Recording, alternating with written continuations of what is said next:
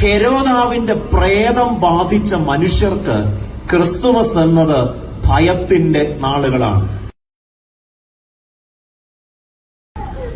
എല്ലാവർക്കും അനുഗ്രഹകരമായ ഒരു ക്രിസ്തുമസ് ആശംസിക്കുന്നു. ദൈവം മനുഷ്യനായതിനെ ഹെരോദാവ് ഭയപ്പെട്ടെങ്കിൽ ഈ 2025 ഹെരോദാവിന്റെ മനസ്സുള്ളവർ, ഹെരോദാവിന്റെ പ്രേതം ബാധിച്ച മനുഷ്യർക്ക് ക്രിസ്തുമസ് എന്നത് ഭയത്തിന്റെ നാളുകളാണ്.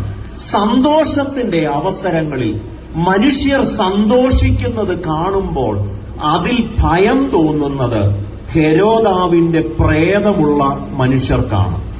ദൈവം മനുഷ്യനായതിനെ ആരാണ് ഭയപ്പെടുന്നത്? ദൈവമാകാൻ ശ്രമിക്കുന്നവരാണ്. 2, ദൈവം മനുഷ്യനായതിനെ ആർക്കാണ് ഭയം? ജനം വേണ്ടതുപോലെ തന്നെ ഭയപ്പെടുന്നില്ലെന്ന് തോന്നുമ്പോൾ ജനത്തെ ഭയപ്പെടുത്താൻ ശ്രമിക്കുന്ന ഭരണാധികാരികളാണ്. അതുകൊണ്ട് ഓർക്കുക, ഇതൊരു സന്തോഷത്തിന്റെ രാത്രി മാത്രമല്ല.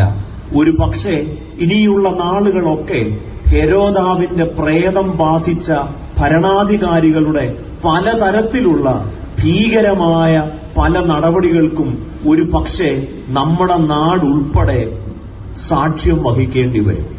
അതുകൊണ്ട് ക്രിസ്തുമസിന്റെ ആത്മീയ അർത്ഥം മാത്രമല്ല, അതിന്റെ രാഷ്ട്രീയ പ്രസക്തിയും വല്ലാതെ വർദ്ധിച്ചു വരികയാണ്. അതുകൊണ്ട് ദൈവമേ, ഹെരോദാക്കന്മാരിൽ നിന്ന് ഹെരോദാവിനെ പോലെ ദൈവമാകാൻ ശ്രമിക്കുന്ന, ജനത്തെ ഭയപ്പെടുത്തി ഭരിക്കാൻ ശ്രമിക്കുന്ന ഭരണാധികാരികൾ വർദ്ധിച്ചു വരുമ്പോൾ യേശുവിന്റെ ജനനം നമുക്ക് നൽകുന്ന ഒരു വലിയ പ്രത്യാശയുണ്ട്. ഒരുപക്ഷെ താൽക്കാലികമായി ഇത്തരം ഹെരോദാക്കന്മാർ ജയിച്ചു എന്ന് വരാം.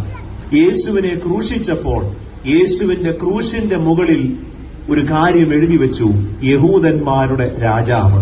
ഇത് ഹെരോദാവ് മനഃപൂർവ്വം എഴുതി വെച്ചതാണെന്നാ ചരിത്രകാരന്മാർ പറയുന്നത്. കാരണം ഒരിക്കൽ കൊട്ടാരത്തിൽ വിദ്വാൻമാർ അന്വേഷിച്ചു വന്നത് യഹൂദന്മാരുടെ രാജാവ് എവിടെയെന്ന.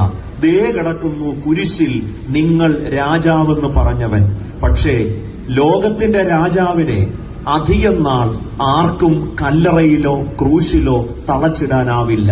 അവൻ കല്ലറയെ പിളർന്ന് ഇന്നും ചരിത്രത്തിൽ ജീവിക്കുന്ന കർത്താവാണ്. അതുകൊണ്ട് ഈ ക്രിസ്മസിന്റെ സന്തോഷം മാത്രമല്ല, ഉയർപ്പിന്റെ പ്രത്യാശയും നമുക്ക് ആവശ്യമാണ്. എന്തിന്? ഹെരോദാക്കന്മാർ വർദ്ധിച്ചു വരുന്ന ഒരു കാലത്ത് ക്രിസ്തീയ ജീവിതത്തെ, സാക്ഷ്യ ജീവിതത്തെ മുൻപോട്ട് നയിക്കുന്നതിന് ഉയർപ്പിന്റെ പ്രത്യാശയും നമുക്ക് ആവശ്യമാണ്. അതുകൊണ്ട് ദൈവം നമ്മെ ക്രിസ്തുമസിന്റെ സന്തോഷം കൊണ്ടും ഉയർപ്പിന്റെ പ്രത്യാശ കൊണ്ടും നിറയ്ക്കട്ടെ എന്ന് ഞാൻ ആഗ്രഹിക്കുന്നു, പ്രാർത്ഥിക്കുന്നു. നിങ്ങൾ തന്ന ഈ നല്ല സ്നേഹത്തിനും അവസരത്തിനും എല്ലാവരോടുമുള്ള നന്ദിയും സ്നേഹവും അറിയിക്കുന്നു. ബിജു അച്ഛനോടുള്ള പ്രത്യേക കടപ്പാട് അറിയിക്കുന്നു. കർത്താവ് നമ്മെ അനുഗ്രഹിക്കട്ടെ.